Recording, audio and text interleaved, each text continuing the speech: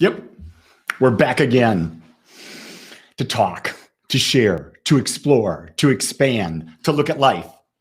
So what I thought about this morning is, how am I going to treat myself?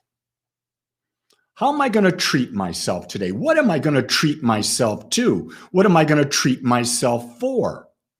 And what's interesting is, as I ask that question of myself, I also understand that when I, as a religious science minister, we don't call prayer, we call it spiritual mind treatment. We treat the mind to know that we're one with all, and knowing we're one with all, that the very power that creates is right where we are. And with the power that creates right where we are, we use that power through how we think, speak, act, and feel. And where we most consistently keep our focus is what demonstrates in our lives. Isn't that fascinating? So your life then is a mirror of all that you are. So if you want your life to be different, you got to treat your mind to be different. Like a doctor treats a patient. Well, here's the greatest treatment in the world. Treat your own mind. Don't worry about what the doctor's treating for, because the doctor, all they do is they eliminate symptoms. They cover up symptoms. They give the body a little bit of a break from the pain or the discomfort so that the body can do its natural healing. But true healing happens when we shift our mind, we shift our thoughts, we shift our focus. And that's not just true with physical health, that's true with every aspect of life. Money, clarity, relationships, career, fun. So my thing was, how am I going to treat myself? I was asking the question, how can I have fun today? What am I going to do that's fun today for me, based on what I like to do? What's fun for me? If you notice, I have a little sweat. That's because between meditation and doing this talk, I was outside on top of my 10-foot ladder with my big hedge trimmer, trimming the tops of some large trees in my yard. I don't waste time. I like to use my time so that I have time later to do what I want, fully immersed in it. So I guess the point I'm making with that is, I take care of what I need to take care of with the time available, so I make time later to really do what I love. To really do what I love. And you know, in this earthly body, in this earthly plane, there are things we're going to do that are just part of living. Cooking. Now, you don't have to cook. You can hire someone to cook, or you could have a partner that cooks. I'm going to tell you something. I love to cook, because when I cook, I get to explore how to move ingredients together. Now, yesterday, I'll just share with you, I gave myself a real treat. I boiled up 4 potatoes. I chopped up an onion. I chopped up a jalapeno. When I got the potatoes boiled, I mashed them up, mixed the onion, the potato. I heated up some Morningstar veggie sausage, chopped that up, put that in there. Took some cheese, threw a bunch of cheese in there. Then I took 3 eggs, put 3 eggs in there. Then I threw in some breadcrumbs, mixed it all up, salt and pepper. And then I put it in my little fryer. And I fried up 5 little things, like about the size like this, a little bigger than a silver dollar. They were delicious.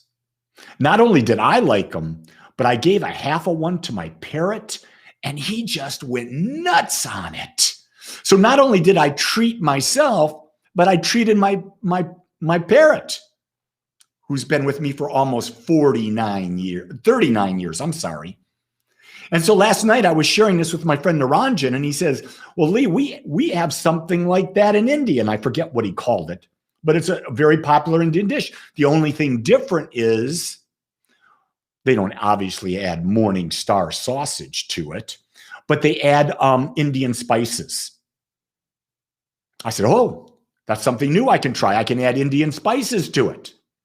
You see, treating yourself, to me, is about expansion.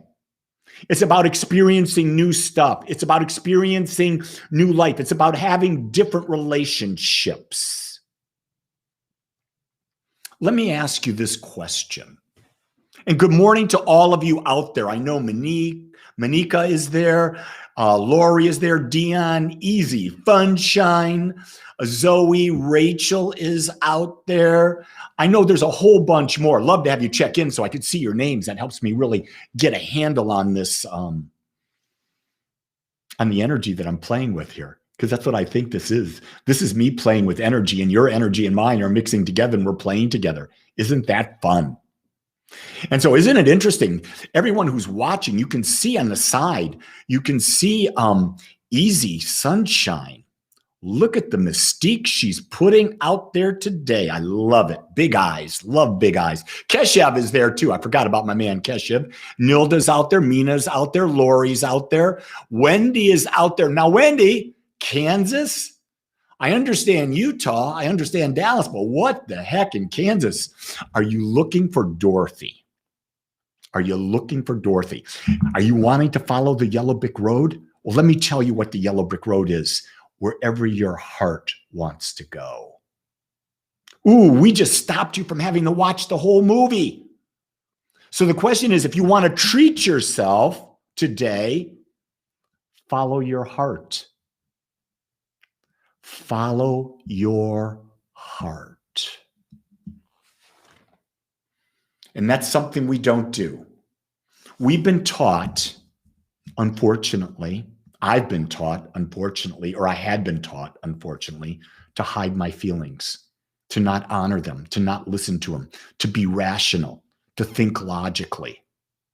Now, I'm not saying rational thought or logic thought is a bad thing. Not at all. Not at all.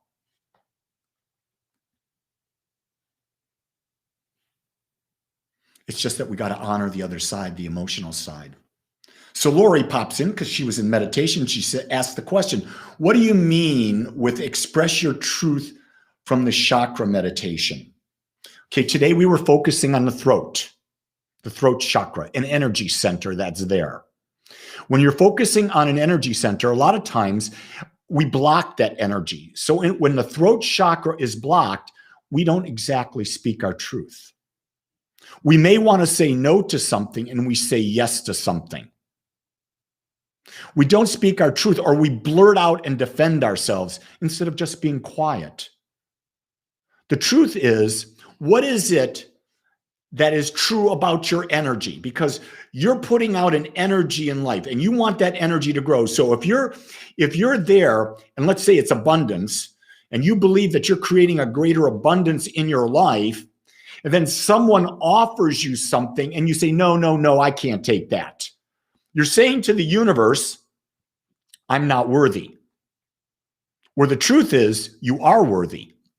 When someone offers something to you, you accept it. Number one, you're telling the universe, I'm worthy of accepting. And number two, you're allowing that other person to be worthy of giving. You see, it's not always a one-way thing unless all you do is receive, receive, receive. It's got to be both. It's got to be both. You've got to give and receive. Well, Wendy, I'm just going to say this. It's like Wendy says, my throat chakra is so enough O's blocked. And then she goes and she qualifies it only when it comes to my mom. Here's what I'll say to Wendy.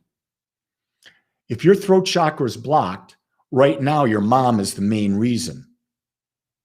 If your throat chakra was blocked and your mother wasn't around, someone else would take their place, or more people would take their place until you unblocked it, because it's a mental thing. It's a thing. Does that make sense? Yeah. Keshav says, my buddy in India, he's a middle-aged teenager. I hate studying school stuff. Help. I hated studying school stuff too. Here's what I recommend, having gone through school. First, I went through all the way through college and I was not engaged, didn't care. I was only there because I had to be. Secondly, in my mid-50s, I went back to school and got a master's degree in consciousness studies.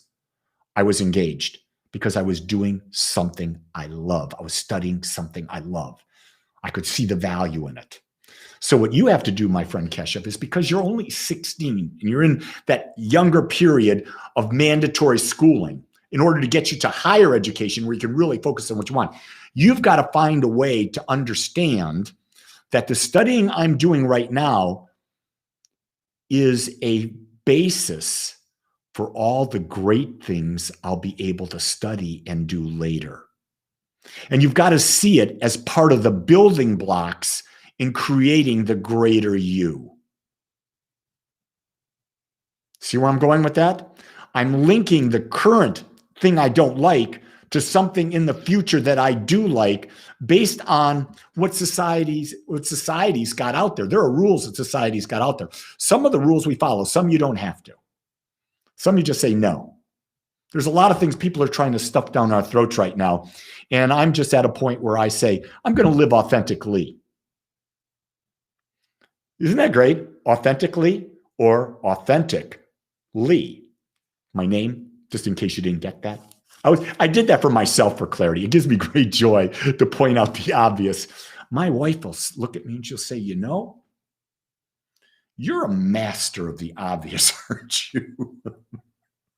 I am.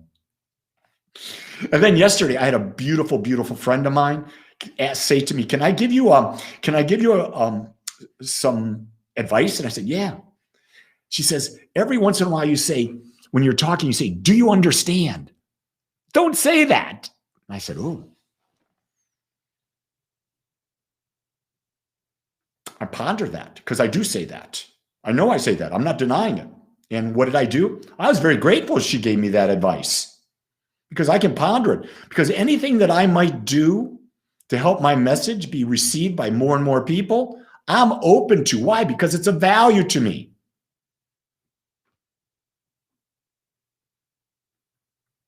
Yeah, I know Juliana in school wants to learn animals, but forced Texas history. Here's the thing about Texas history. It's all made up.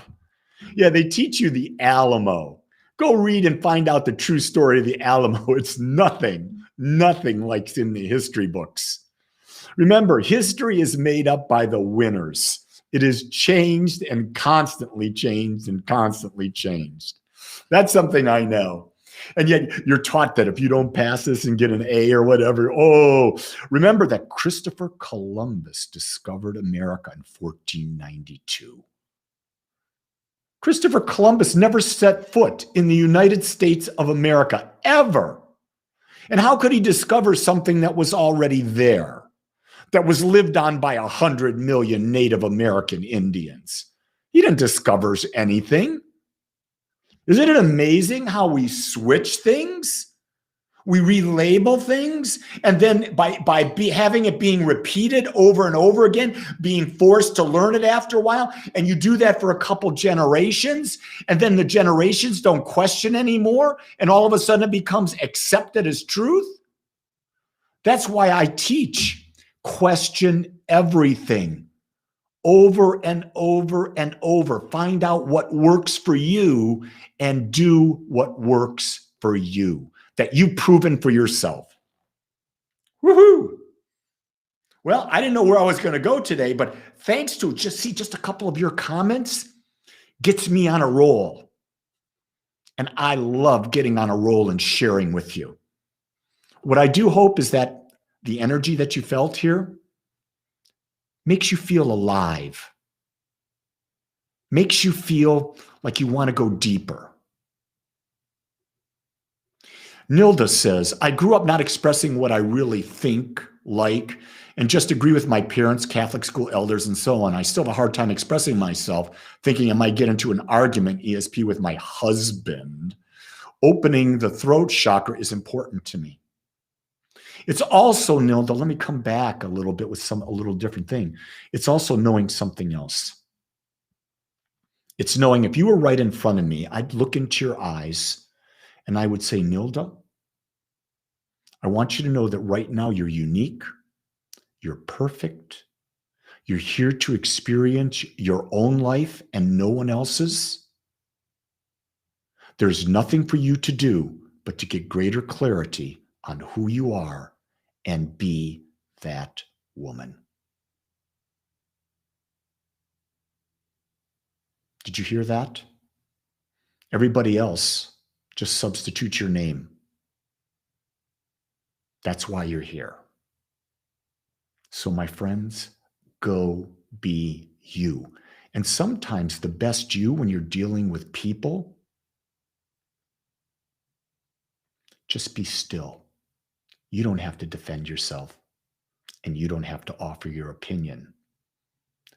You have to realize, are they even available to receiving your opinion? If they're not, no sense giving it. Everyone,